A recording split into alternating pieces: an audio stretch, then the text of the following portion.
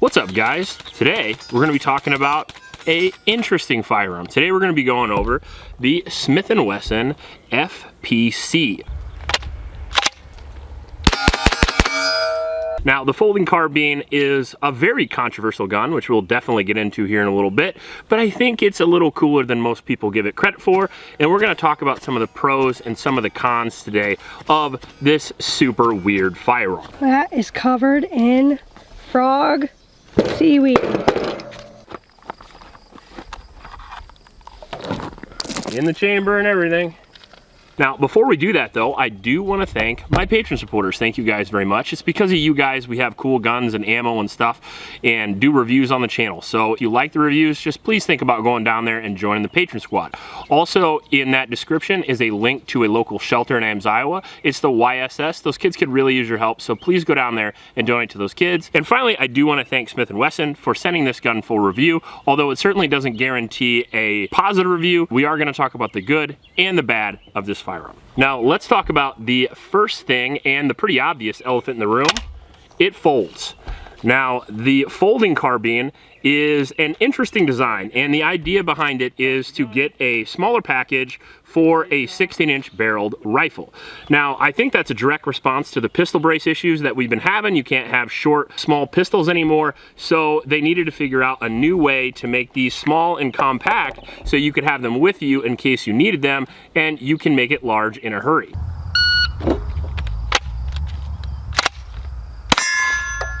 .357. Every guy wants to get large in a hurry, right? And in this case, it's pretty easy. So we have a mechanism out on the side here, and you push that out, you pull the gun in, and then you fold it back out. Now, I'm not disassembling or reassembling the firearm. YouTube manual reviewer, I'm doing nothing wrong, and this is how the firearm is designed. So you can keep it folded, and you can keep it stowed in a bag or a case or something like that, or you can just carry this on your hip if you really want to and look like fucking John Wayne. It's like a modern mare's leg kind of. And then basically grab it like this, unfold the gun, and you are ready to go. Magazines are stored in the back here. As you can see, we have a 21 round mag, but they do take the little compact mags, which I like a lot. And I like that because of the Old West concept of kind of pairing your rifle with your handgun. If you run out of rifle rounds, run out of handgun rounds, you could use one for the other. In which case, if you decide to carry one of these tiny little M&Ps, this little 3.6 compact here, you can use the same magazines in both guns. So not only the same ammunition, but the same magazines as well. Another elephant in the room. This is a pistol caliber carbine that does not run Glock mags, and the reason for that is because Smith is the main competitor to Glock, and they are the two most popular pistols in the country, so I imagine Smith wants you to buy their mags. I kind of understand that, in all fairness. Now, aside from folding, what else does it do? Well, it comes with a 16-inch full-threaded barrel, so you get arguably more accuracy. We'll get into that in a minute, but you do get a lot more velocity. So if you're looking for extra penetration, if you're looking for extra hollow point expansion, the extra velocity will help you in most cases.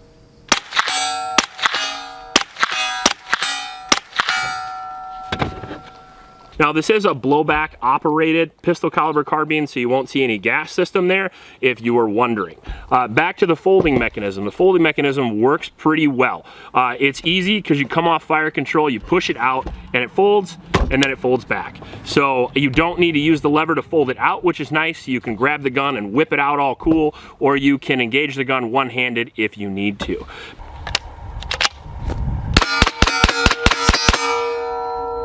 Back here we have a slide lock slide release, which I literally didn't use at all. It's so minuscule and so small that I couldn't really use it, and I felt like every time I was going to use it I was going to lock my fucking hand in there, so I ended up just using the charging handle. But that should be no surprise to you if you've seen any of my other reviews, like a Devore or a Steyr, or literally anything that has a weird lockup mechanism. I just always use the charging handle anyway. If it's not an AR, I'm using the charging handle.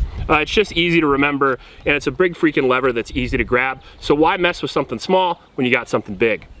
Now we have this M&P style grip. Obviously it is just a basic copy of the standard M&P, which I didn't like on the Ruger, but I do like on the M&P because I like the M&P grip and I don't like the Ruger. So a little bias there for sure. That being said, it is kind of cool that you can replace the panels, and it does have the new M&P style trigger. Now the old M&P articulating style trigger sucked, but this one's actually pretty good, and I'm glad they introduced this. It has a trigger safety on it, which I'm not sure if you need or not in a pistol caliber carbine, but it does work very well. Now, as far as the safety, all right, so now we're gonna do, just kind of test safety a little bit. A couple strings in a row at 75. Say when. Beep. Pretty quick. Try it again. Beep. More time.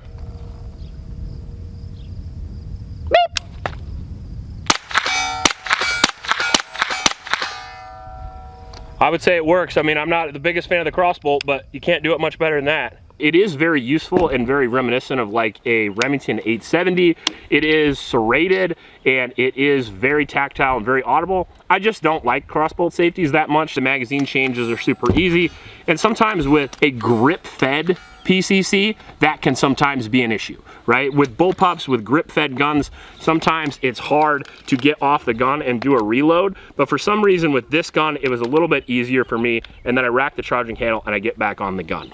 But I liked it, and it saves weight and it saves space. However, sometimes it's good or bad, and I think whether you like it or not is gonna depend on whether you like shooting the M&P or not. Coming back, we have an ambi charging handle with a blowback operation. Now, a blowback operation can go both ways. It's got a couple of pros, it's got a couple of cons. First pro, it's cheap.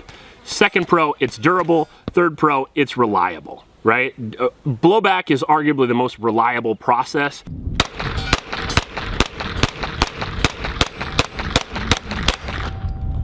I mean, come on. Buffer tube is sprung so perfectly that we had very low recoil on this gun by comparison to a lot of the blowback guns. Now I've noticed that they're getting better and better because the pivot gun was blowback as well, and it had very light recoil comparison to a lot of the previous blowback operation guns I've seen. The operation of this seems to be sprung right and it seems to work well.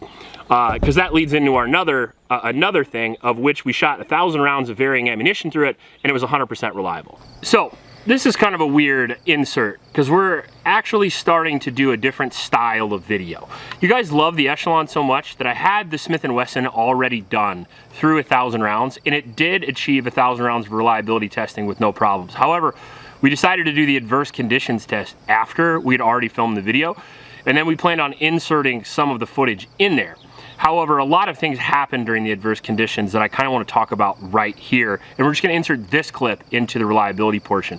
First off, we did a reliability test on the rail itself as far as durability, reliability with holding zero, and it did hold zero relatively well compared to what I thought it was going to be.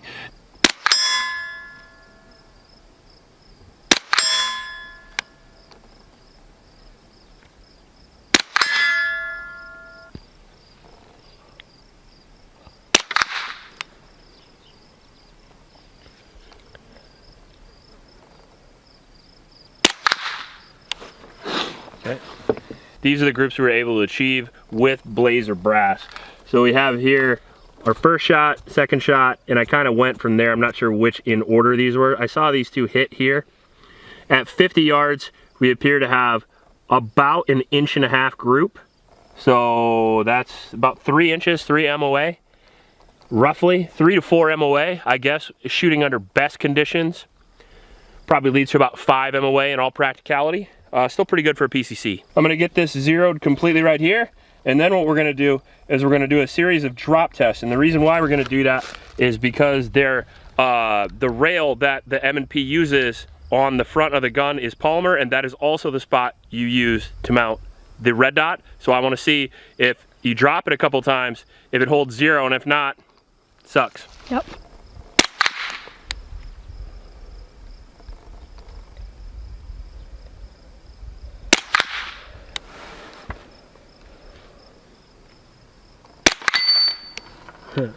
Now I don't remember if I fired 6 or 7. This is our new one here. We got 1, 2, 3, 4, 5, 6. Now it's interesting to me that this is all in the same group because it sort of looks like 2 different tight groups, but it really is all one big group. And sadly that's 1, 2, 2.5 MOA. You are probably looking I mean, that's 2.5 inches at 50, so that's 5 m away. So you are looking at about 5 m away, I would say. All right, so now we got the safety on, and we're gonna be doing some optic rail durability tests, just to see we lose 0. Not really.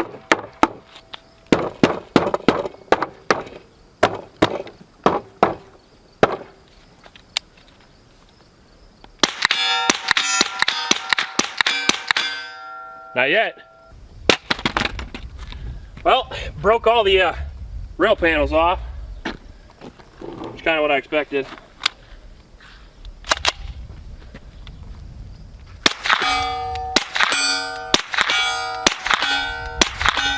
Okay. Ready? Unfolded the gun. Refolded itself back up.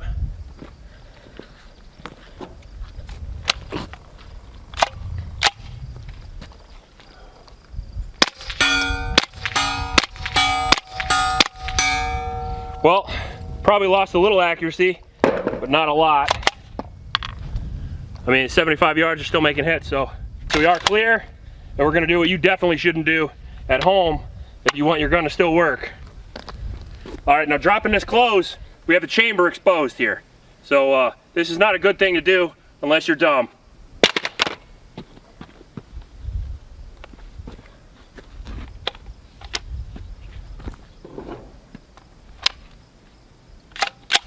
Kind of a short mag.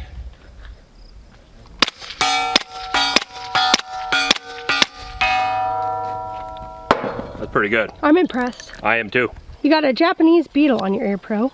Do I really? What we're doing now is we're going to retest the accuracy. We just did about 5, 6, 7 drop tests or something like that. We did 2 shoulder height drop tests on the concrete, beat it against the thing a bunch, and I was being pretty rough with it with the barricades and stuff like that. So now what we're gonna do is we're gonna retest the accuracy and see if we lost 0 at all with the polymer rail. Because I'm a little concerned about that. We were able to hit hits at 75, but I want to make absolutely sure on paper and just see how much we deviated.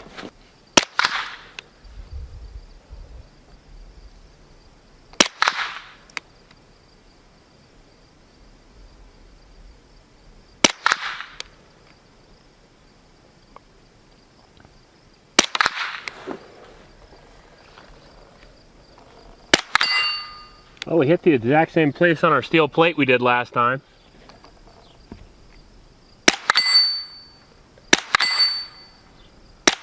So what happened here is this was our original 0 about an hour ago, and after about 150 rounds of shooting, drop test, beating it against the barricades, all that stuff, this is what we have for our group there. Now, perfect and achievable are 2 different things, and a lot of times you hope for the best, plan for the worst. The plastic rail with tons of screws in it says to me, I'm a brake issue. So we tried to break it.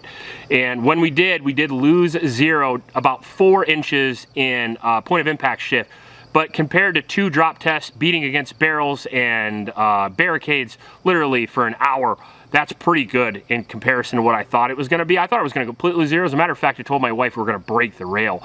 When we initially went outside, I was like, I'm gonna break this thing, so get ready for that.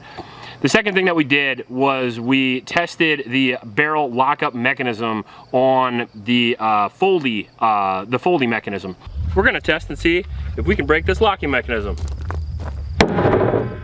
Looks like we can.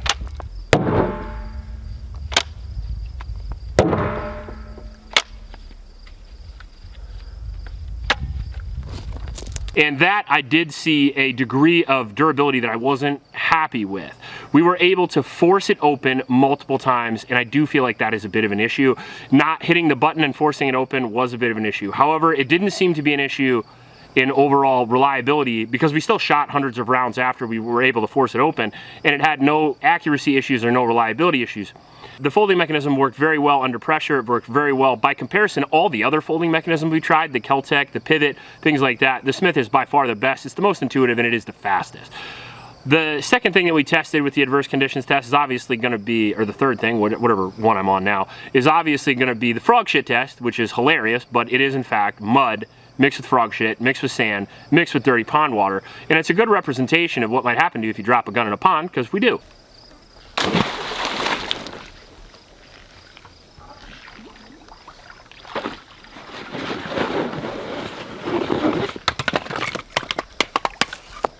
Alright. Looks like we got mud in the barrel, so we'll see if it's clear before I blow myself up. We're good. Got mud all up in the receiver though, which is exactly what we were looking for.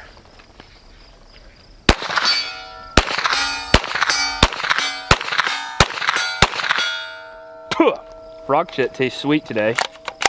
And then what we did is we decided to do the mud. We happen to have mud there, so we're like, fuck it, let's throw it in the mud. So we got our mud, we got our Smith Wesson FPC. We're gonna load it up with the same ammunition we've been using, laser brass, get it loaded, safety on. We're gonna set it right here, and we're just gonna pour a bunch of mud all over it. In the chamber and everything. I'm gonna get it right in that folding mechanism.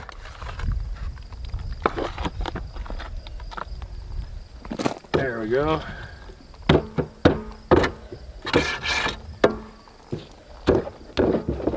Get it all up in the trigger group.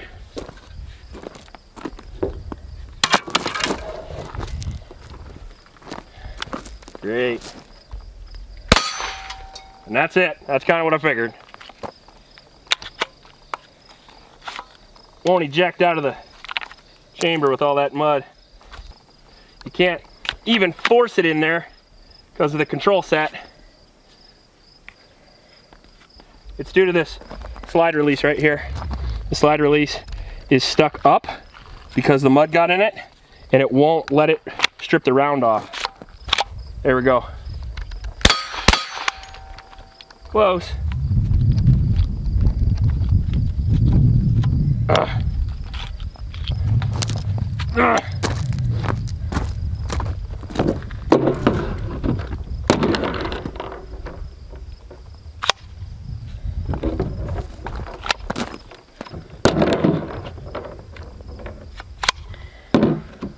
The nice thing about your FPC is that unlike most guns, you can just open the fucker up and clean the chamber out. Never even considered that. Winner, winner. Yeah, that's no shit. It's like the world's easiest takedown. Kind of a losing effort at this point, yep. Oh, lock there.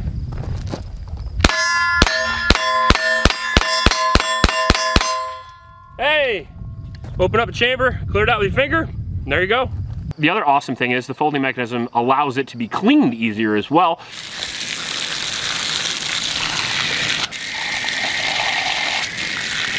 We were able to shoot water through it, get it up and running in quick fashion, much quicker than you would something like an AR-15.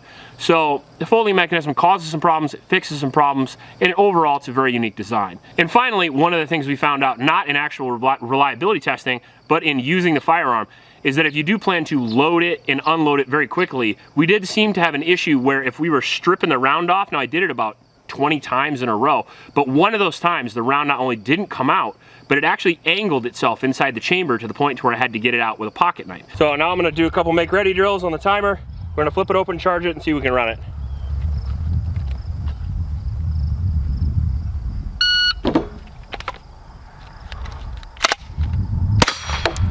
Four, two. Try that again.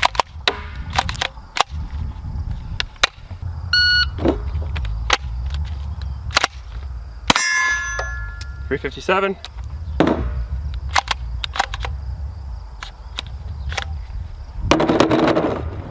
Got a round stuck in there. The first malfunction we've had. Get a round stuck behind the bolt carrier. That would not have been a round you could quick clear, so I would consider that a mortal malfunction. Like if you were in a gunfight, you would not have been able to clear that. So the one malfunction we did have was very detrimental, but I don't think that happens a lot because we do have like 1,500 rounds through the gun now, and I only saw it once, and I did do it technically. Like I pulled the gun out and I let the bolt go. The bolt slammed the round up underneath the bolt. So weird, but it does happen, especially when you run things hard. Now, to give credit where credit is due, the gun ran perfectly even after all that stuff, even suppressed, and even in weird positions.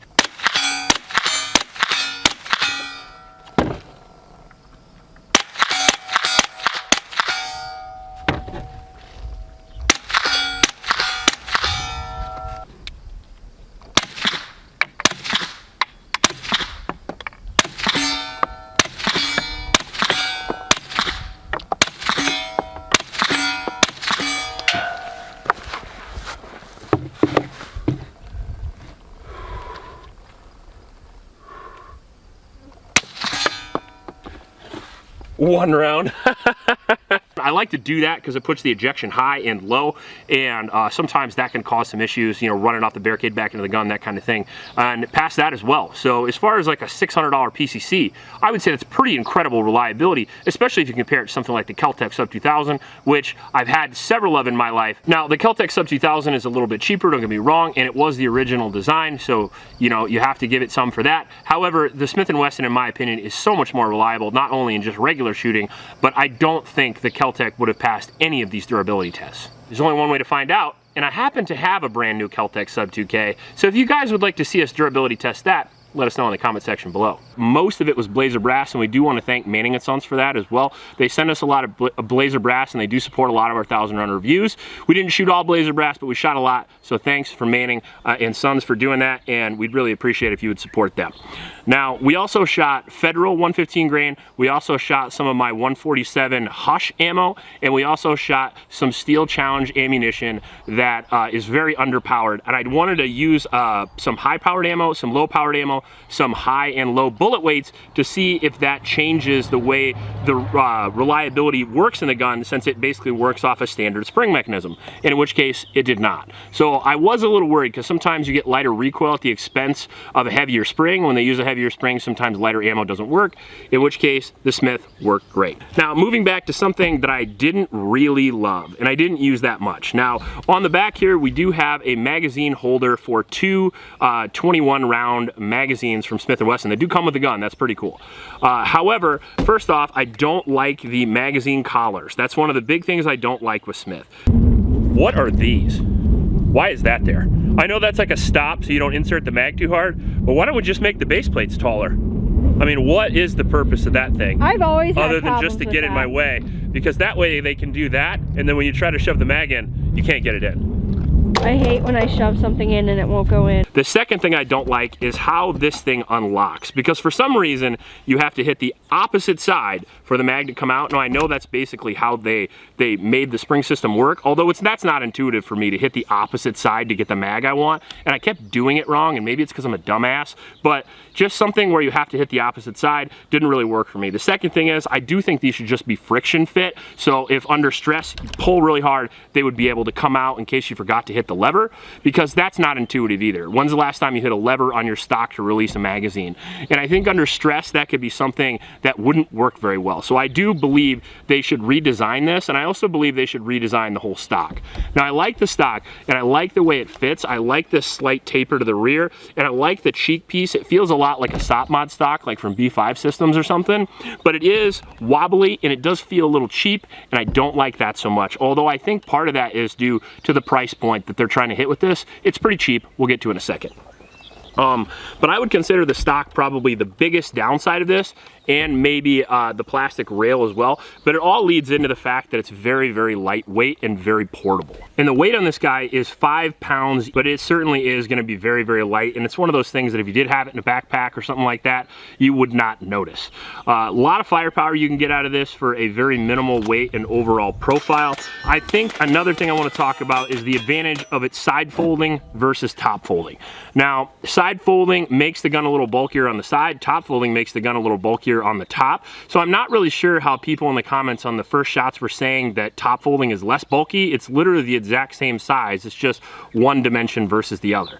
Now, the advantage of going to the side is you do get a positive lockup, but you can break it really quickly. But the main advantage is going to be optics. The fact that you can keep an optic on this at all times and you can keep it zero to not have to worry about like the Kel-Tec offset, because that's one of the things I wanted to talk about. Everybody compared this to the Kel-Tec Sub 2000.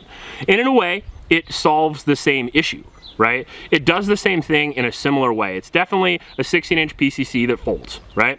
The difference between the two of these is that one is a gimmick, one is a good idea, and one is executed relatively well. Now, there are some problems with the Smith, but the reality is the Kel-Tec Sub 2000 was popular because it was the only thing that did it at the time, and Kel-Tec is just so great at coming up with great concepts, and then in my personal opinion, doing them poorly. I have never had a Kel-Tec that lasted the test of time. I've had guns that have fallen apart in the first couple hundred rounds. I've had guns that fall apart in the first 1,000 rounds, but I've never bought a Kel-Tec that I was like, man, this is what I want to use for self-defense. And I can firmly tell you that if this was the gun I had for self-defense, I wouldn't be super mad about it. Now, would I rather have a 5.56 or a 6.8 or a 300 Blackout? Yeah, probably. I'd rather have a higher caliber, but as far as a 16-inch PCC, I really believe that this is more than capable for that role, and I don't believe that Kel-Tec Sub 2K is. Now, reliability was great. Accuracy was great too. The trigger itself is pretty awesome, and we'll ghost it for you here because a lot of what the shooter interfaces is the trigger. So as you can see, it's got the trigger safety, and then I believe this one's a little bit lighter than their standard pistols, which makes sense because it is a rifle after all. So as you can see there, the reset isn't bad, and the brake is probably around 5 pounds. It feels probably a little bit lighter than your standard stock mil-spec AR. If I get one, I'll be happy. Oh shit.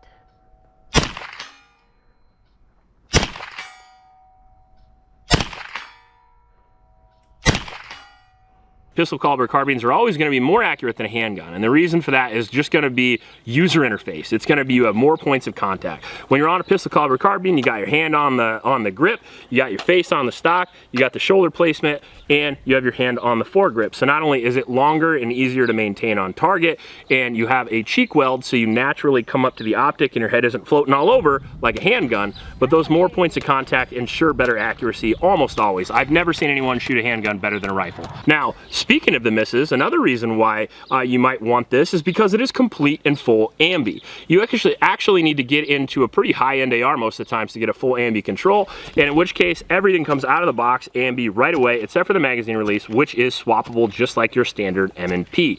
And that'll get us into the price. Now, the price of this gun is really cheap by comparison to what you get, in my opinion. What is it, like $650 now is what they're going for? MSRP of $600 to $700, but you can get these for way less than that if you're looking around, and I think it's worth it. As far as a gun that not only folds and it could be fun to plink and have fun at the range, it's a 9mm cartridge, so if you like shooting steel targets, you can shoot them as close as you want, unlike a 5.56 where you have to stay about 50 yards away if you like your targets and your face. The 9mm itself is soft shooting. It's not only light recoil, but it's relatively cheap, and it has all the advantages that the PCC will have, all for that $650 price point. You get to use, most likely if you own one of these, you probably own an M&P, so you get to use the same magazines, you get to use the same ammunition. With certain ammo types like hollow points and stuff, you're going to get less penetration than maybe something like a buckshot or a rifle or a slug or something like that. So if you live in an apartment, you get less noise. You get a very capable and easy to use platform because it is very short and light, so it could be good for smaller stature shooters, and it's going to be a good overall urban defense weapon in my personal opinion. Now, this is just one. We did get this from Smith Wesson. It did work great, but your experience may vary, but I would absolutely recommend this. After shooting 1,000 rounds through this, I like it a lot. The downsides are minimal, the upsides are great, and I think for the money, it's a damn good gun. If you like this video, please like and subscribe. Please support your local homeless shelters, and remember to recycle. I'll check you later.